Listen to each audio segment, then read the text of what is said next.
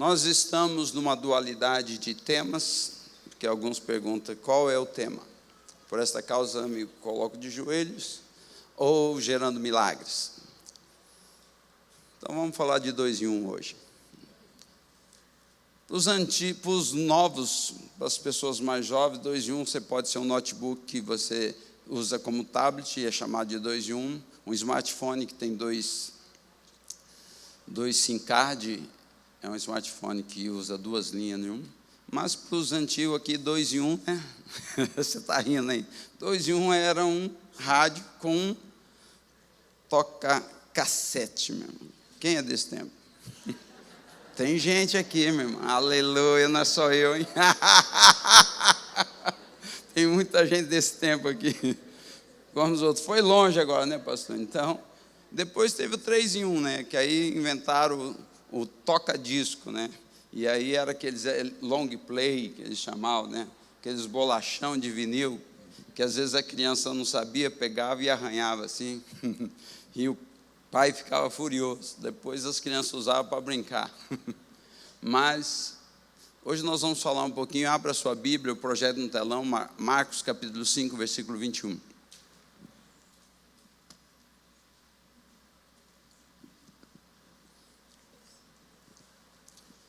Quando a gente pensa em milagre, quais são os elementos necessários para que o milagre aconteça? Nós precisamos de 3 elementos básicos: Deus, o homem e o objeto do seu milagre. Às vezes o objeto do seu milagre pode ser uma enfermidade incurável. Às vezes o objeto do seu milagre é uma causa na justiça que não se resolve.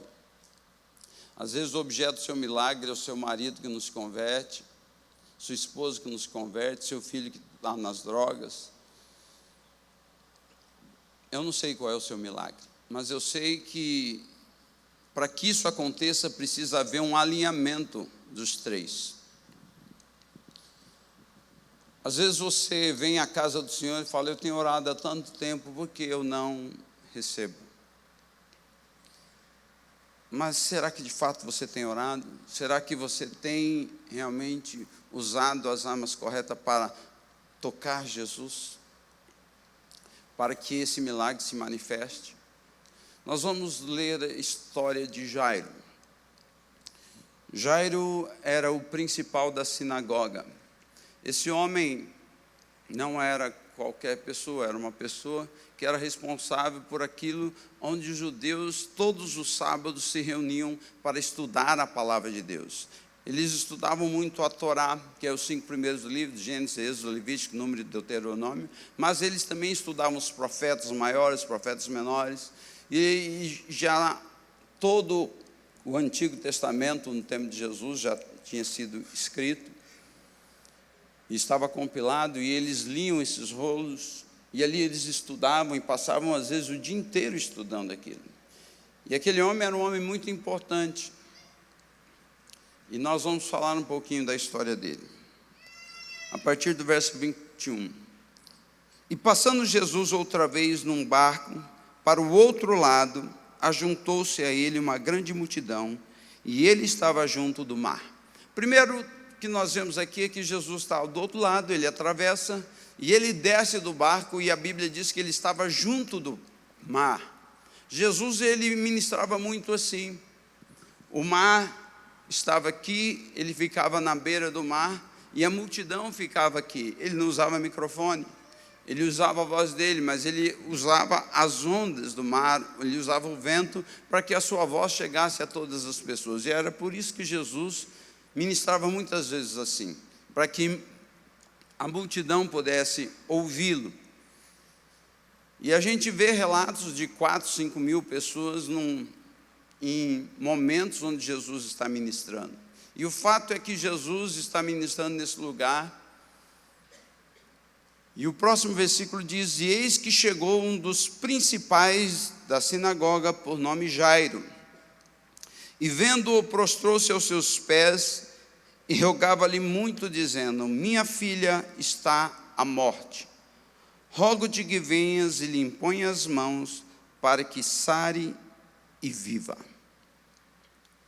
Quando nós olhamos para esse homem, o primeiro milagre que acontece é o fato dele se prostrar diante de Jesus. Esse homem era um homem religioso, um homem que, quem sabe, já tinha ouvido falar muito acerca de Jesus. Ele tinha visto muitas pessoas comentarem o que Jesus havia feito, milagres que Jesus tinha feito, que Jesus havia curado doentes, que Jesus havia liberto enfermos. E há uma diferença entre doença e enfermidade. Doença fala de algo biológico, aquilo que está presente no seu corpo. Enfermidade fala de algo que está na sua alma e no seu espírito, que adoece o corpo, e são coisas diferentes. Então, a enfermidade, ela tem um cunho espiritual, enquanto que a doença, ela tem um cunho biológico. E Jesus, a sua fama se esparrama por toda a Judéia, e esse homem está ali. Então esse homem percebe que ele precisa fazer alguma coisa. Não sabemos, porque no relato não nos fala se era filha única, se ele tinha mais filhos, mas o fato que a filha que ele tinha e que estava à beira da morte tinha 12 anos, diga 12 anos. Essa menina estava numa fase, porque os judeus eles comemoravam a passagem da infância para a fase adulta, exatamente quando completava 12 anos, ou de 12 para 13 anos. Era o que eles chamavam de bar mitzvah para os meninos, e também eles faziam isso com as meninas. Era esse rito, onde ali, a partir daquele momento, aquela criança passava a não ser mais uma criança, mas a pensar como um adulto. E agora aquele pai desesperado, angustiado, porque eu acredito que ele despendeu todos os recursos que ele tinha para tentar resolver o problema da sua filha, mas nada solucionou. O texto não fala, o texto só fala que ele chega a Jesus no momento em que a filha já está num estágio bem avançado da sua enfermidade ou doença. Mas o fato é que Jesus, quando ele ouve aquele homem se prostrar, se colocar de joelhos, e isso só fazia quando você reconhecia que você estava diante de uma autoridade superior. Quando você reconhecia diante de um rei, você fazia isso, ou diante de uma autoridade muito importante. E diante do próprio Deus eles faziam isso. Aquele homem então, ele se prostra diante de Jesus, e num grito desesperado ele fala: socorre-me, a minha filha está numa situação, mas se o senhor for lá e colocar as mãos, ela vai ser curada. Ele acreditava agora que Jesus poderia fazer isso. E o fato é que como você, se fosse pai, se você fosse uma mãe, e você percebendo que sua filha está desfalecendo, está próximo da morte, como você estaria nesse momento? Desesperado, angustiado, triste, sem chão, sem saber o que fazer. E eu acredito que esse homem estava sentindo tudo isso, era um misto de sentimentos que ele tinha. E o fato é que quando a resposta de Jesus a isso, próximo versículo: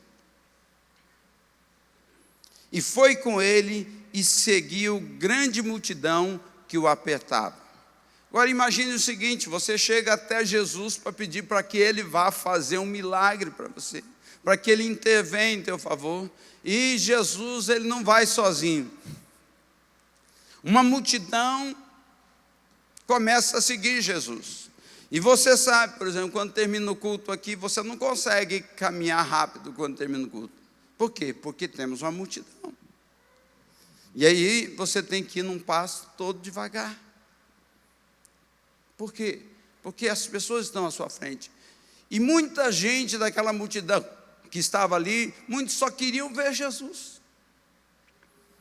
Muitos, quem sabe, corriam à frente para ver se conseguiam ver Jesus. E a multidão estava apertando Jesus porque todo mundo queria estar perto de Jesus. Isso fazia com que Jesus caminhasse cada vez mais lento. Agora você pensa na angústia de um pai que sabe que a filha está prestes a morrer e Jesus está andando muito devagar porque a multidão impede que ele tenha uma caminhada rápida. E aquele pai, então, ele está totalmente desesperado por conta daquilo.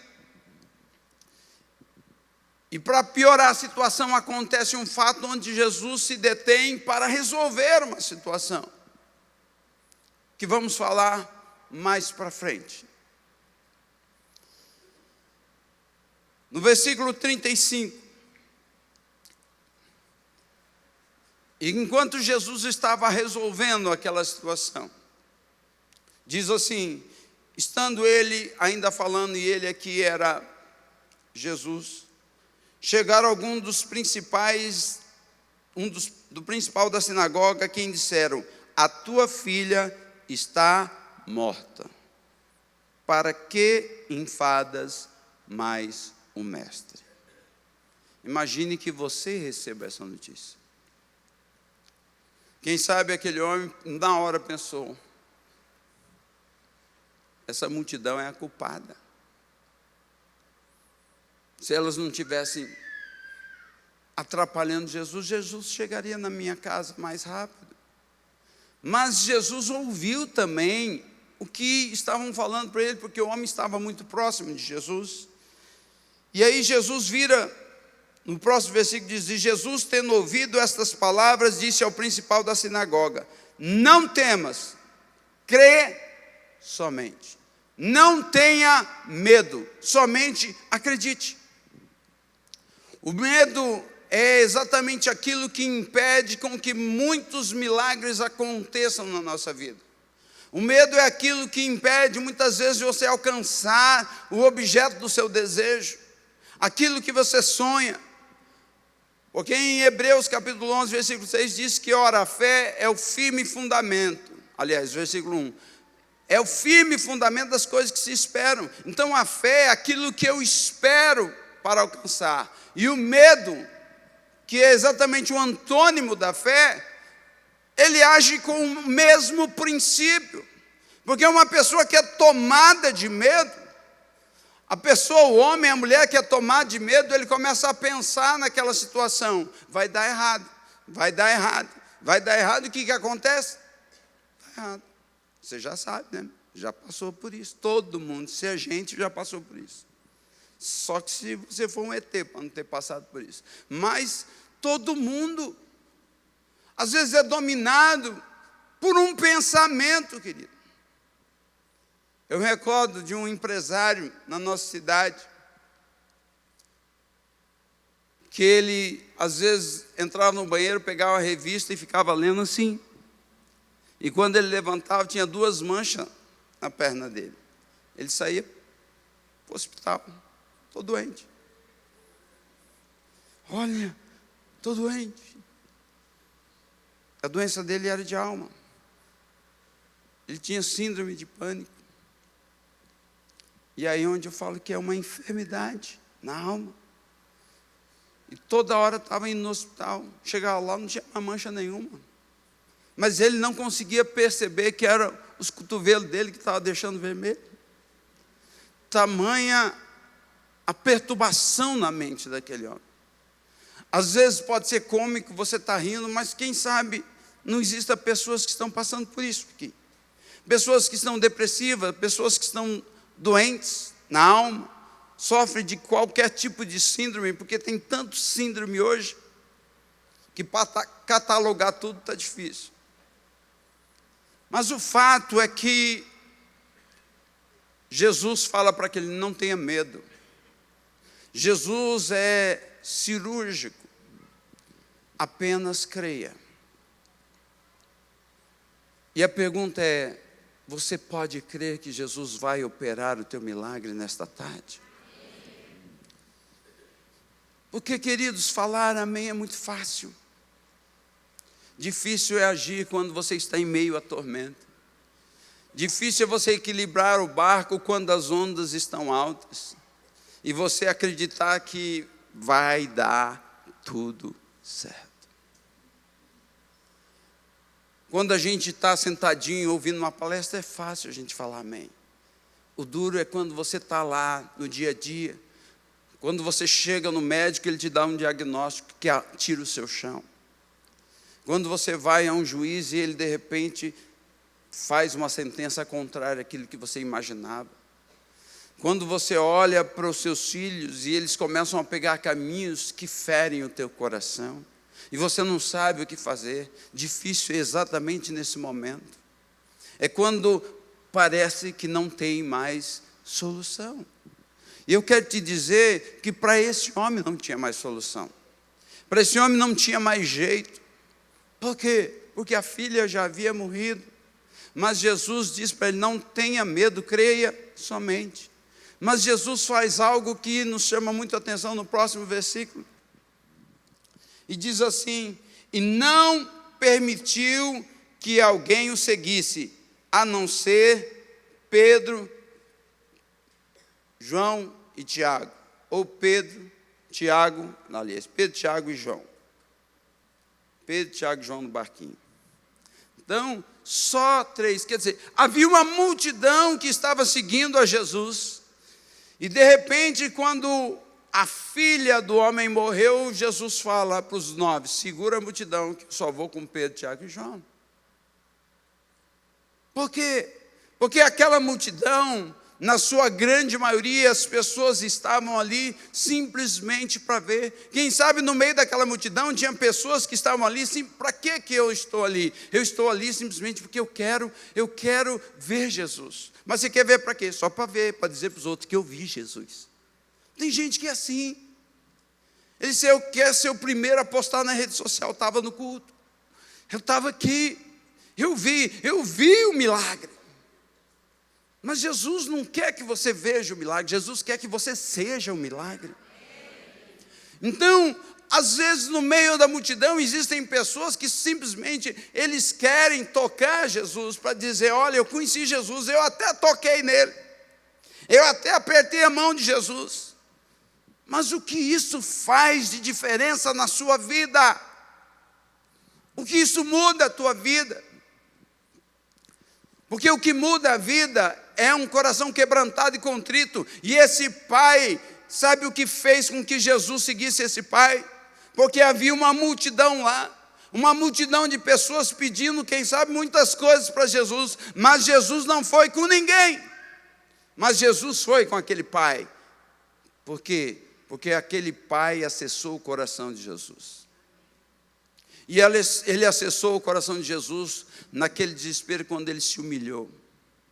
E é isso que às vezes falta para muitas pessoas alcançarem o seu milagre. É que eles nunca se humilham, eles nunca se dobram, eles acham que são autossuficientes. E a oraçãozinha dele é aquela oraçãozinha que não passa do teto, ó Senhor, se o Senhor quiser, o Senhor faz.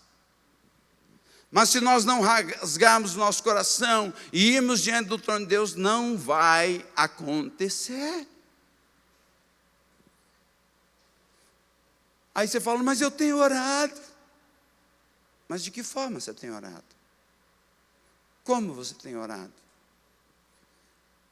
Porque é interessante que o que Jesus fala, a palavra de Jesus, toda a palavra de Jesus, ela era proposital. Jesus disse, não temas, crê somente. E aí,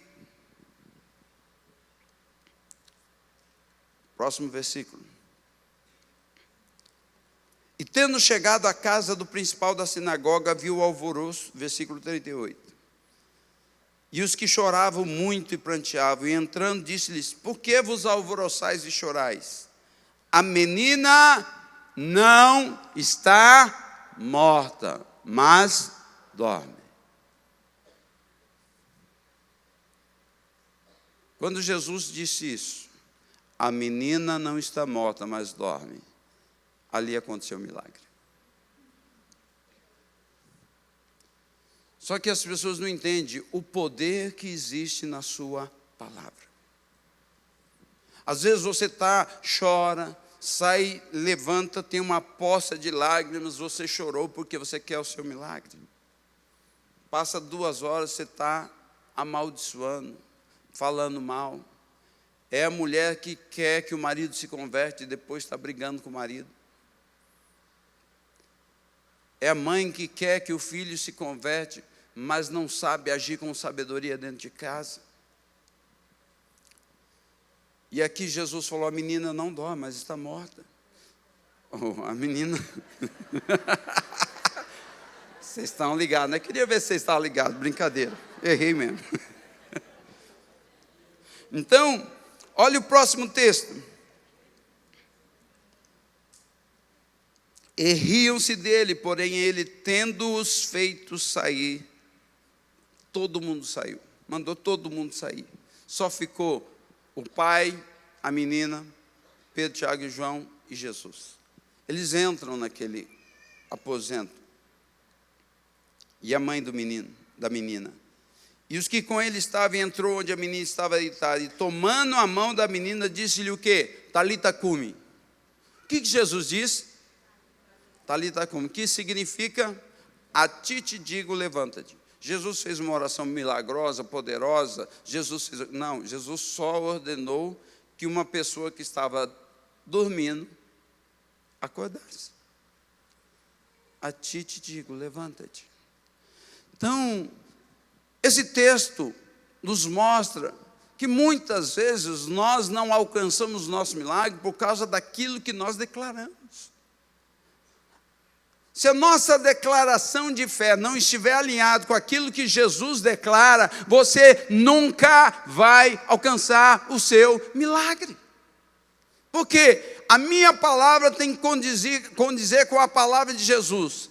Então, se você tem um objeto de milagre, e aí precisa haver um alinhamento daquilo que você quer, Jesus também quer, você quer, mas às vezes a linguagem não está alinhada com aquilo que vocês querem. Jesus está dizendo, fale desse jeito e haja desse jeito. E aí quando você começa a falar e agir daquele jeito, o milagre começa a acontecer. Deus quer fazer algo sobrenatural na tua vida. Deus quer marcar a tua história. Mas a pergunta é, o que aconteceu quando Jesus parou? O que aconteceu quando Jesus interrompeu a sua caminhada até a ida de Jairo, que atrasou mais ainda a sua caminhada até lá? Aconteceu porque no mesmo instante que essa menina de 12 anos foi ressuscitada, uma mulher que já havia 12 anos que sofria de um fluxo de sangue, que é uma menstruação constante. As mulheres sabem o que é isso? Você ficar uma semana menstruada, imagine 12 anos. Uma mulher rejeitada, uma mulher desprezada pela sociedade, uma mulher que era rica e agora era pobre, porque ela gastou todo o dinheiro que ela tinha, indo de um médico para outro. E ela chegava no médico, o médico dizia, olha, não tem jeito o seu caso não, vou te indicar um outro especialista. Ela ia para uma outra cidade, e aí chegava lá, o especialista falava, não tem jeito, mandava para outra cidade, e assim ela gastou tudo, exatamente tudo que ela tinha, e não resolveu o problema.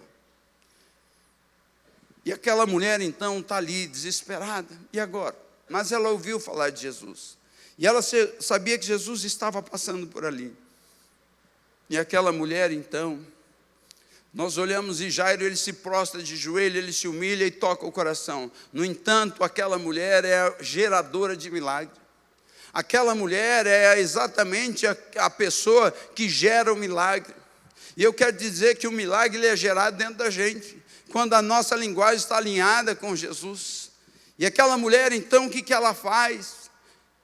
Ela está ali gerando o milagre dele. Se tão somente eu tocar.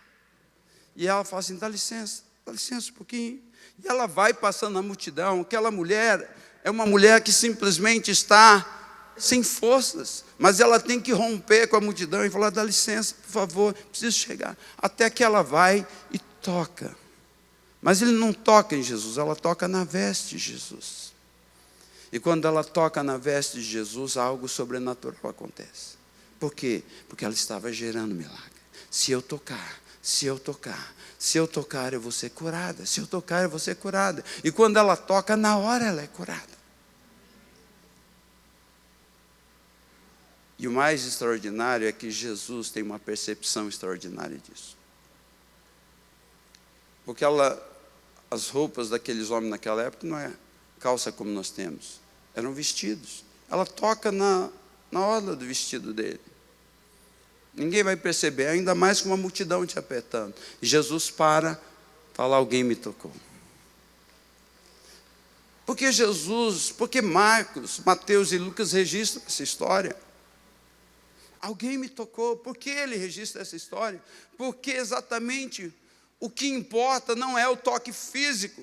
O que importa é o toque da fé. É como você acessa o coração do Pai. É como você acessa o coração de Deus. E aquela mulher, ela acessou o coração de Jesus simplesmente tocando ali, porque ela dizia, se tão somente eu tocar, eu vou ser curada. E na hora se estancou o seu mal e ela sentiu no seu corpo ser curada. Muitas mulheres usavam roupas vermelhas exatamente para esconder o sangue que escorria às vezes entre as pernas. Elas não tinham modos como tem hoje, nem OB. Não, naquele tempo era pano.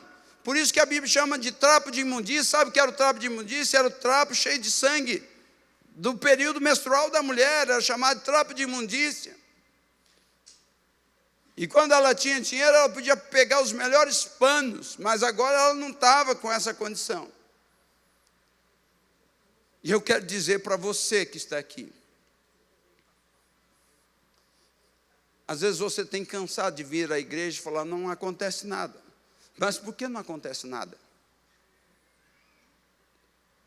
Porque você precisa alinhar o teu coração. Você precisa clamar. A equipe de louvor pode se preparar. Você precisa alinhar o seu coração. Você precisa estar pronto para receber aquilo que Deus tem para você. É muito fácil você às vezes vir aqui e receber uma oração. E nós estamos aqui para orar pelas pessoas, sim. Eu sei que tem pessoas que às vezes não têm forças. E aí ele precisa de uma intervenção de uma outra pessoa. Mas eu quero te dizer que hoje Deus quer revolucionar a sua vida. Deus quer gerar um milagre dentro do teu coração. Deus quer fazer algo extraordinário. Deus quer que você, das suas entranhas, você grite hoje, você clame, você fala, hoje eu vou sair daqui com o meu milagre. Eu não sei qual é o teu milagre, não sei o que você está procurando, não sei o que você está precisando, mas muitas pessoas, sabe por que elas não recebem? Porque elas estão vivendo uma inércia. Elas já se acostumaram a viver aquela vida medíocre. E elas estagnaram e pararam e simplesmente falaram assim, acho que é isso que Deus tem para mim. Eu quero te dizer que alguma coisa está errada com você, porque quem compra uma bicicleta quer uma moto, quem compra uma moto quer um carro, quem compra um carro quer um carro melhor. Se você está numa casa pequena, você quer uma casa maior. Isso faz parte da natureza humana. Deus te criou a imagem e semelhança dele. E se hoje você está vivendo uma mediocridade, e onde você chegou e fala, tá bom, eu quero te dizer que não está bom. Deus quer algo melhor para você. Deus sonha com algo melhor para você. Mas o problema não está em Deus, está em você se movimentar e falar, Senhor, hoje eu quero mudar a minha história. Hoje eu quero clamar diante do Senhor. Se eu tocar, se eu alinhar minha linguagem, hoje eu vou receber o meu milagre. Então você precisa sair dessa estagnação. Você precisa sair dessa inércia e tomar uma decisão. Mas uma decisão que você vai falar, hoje eu quero sim. Às vezes você está aqui com sonhos mortos. Você sonhava em ser um empresário e hoje não é. Você sonhava, mas você às vezes quebrou 3 vezes, falando que isso não é para mim. Mas é porque você desistiu. Porque às vezes quando estava próximo de você alcançar a bênção, você desistiu. Às vezes você sonha com uma promoção dentro da sua empresa e não alcança, porque sempre outro passa na sua frente, e às vezes você acomodou na empresa dizendo, isso não é para mim. Eu quero dizer que isso é para você sim. Deus quer o melhor para você, não importa onde você está. Deus, Ele não precisa que você conheça o governador, o presidente da república, o prefeito. Deus é poderoso para fazer infinitamente mais além daquilo que pedimos ou pensamos, e Ele quer fazer algo extraordinário na sua vida hoje, nesse instante, aqui e agora. Mas você precisa sair da inércia. Pode recolher a escada. Você coloca em pé, por favor.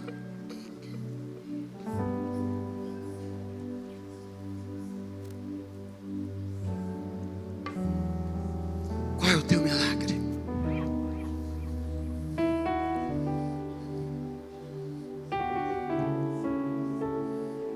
Jairo não teve vergonha de se prostrar diante de uma multidão para buscar o seu milagre.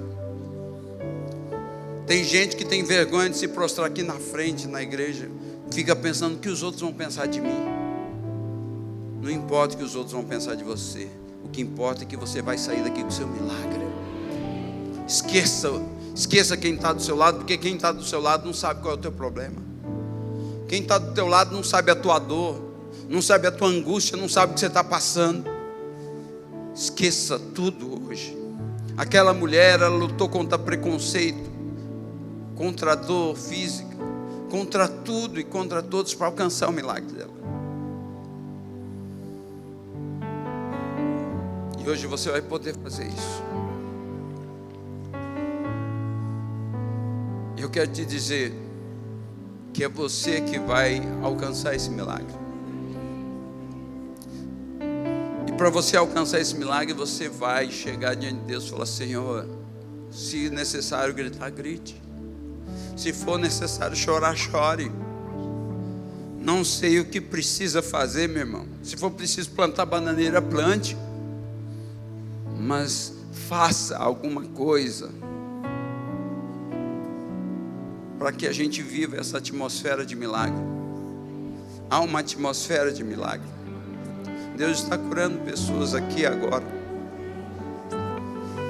porque aonde Deus está, até a tristeza salta de alegria. Não importa se você chegou triste, depressivo hoje, você está diante da presença do Senhor e Ele vai colocar um sorriso nos seus lábios.